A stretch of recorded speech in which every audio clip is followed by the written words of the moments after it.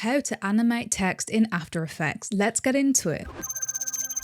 Come up to the text tool in the toolbar, click and write any text. We can customize this by coming up to Window, selecting Properties, and then in the Properties panel we can customize the font, size, color, etc. You can also come down to Align and center align your text if you want to. Next, click into your text layer, and firstly we're going to add motion blur to this layer. Click the drop down and then click the Animate and then choose Position. Next, click Add Property Opacity, then come into the position and change this to 100. Next, change the opacity to 0 and then click into the range selector, and we want to set the offset to -100. Move the playhead to the beginning and create a keyframe on that offset. Next, move your playhead to where you want the animation to end. For me, it's 1 second. Then change this offset to 100.